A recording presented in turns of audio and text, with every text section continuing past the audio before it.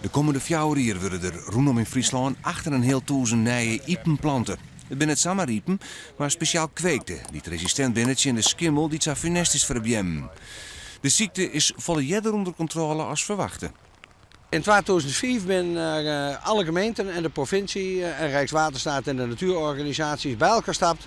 En ze zijn van, we kunnen alleen nog maar die ziekte bestrijden als we het met elkaar doen. Er zijn dus iepenjagers die het veld inwees binnen en die alle zieke iepen in feite omzagen en vernietigen. De iepziekte is nou dus onder controle, maar er leidt meer gevaar op de loer. Er komen steeds meer ziekten en plagen in bjem. De eikenprocessierups, dat is een plaag, daar hebben we een les van. Maar ik bijvoorbeeld de essentaksterfte, dat is een naaie ziekte die opkomt. Ja, en hoe serieus moeten we deze dreiging nemen van de esk?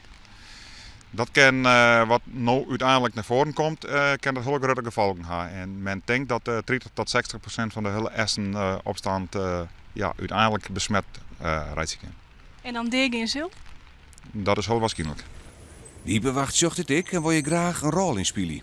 Daar gaan we na je weken over importeren maar de gedeputeerden. Want ik denk dat het verstandig is dat we dat er ook bij doen. Met name die essentakziekte die nou heel snel om zich heen slacht.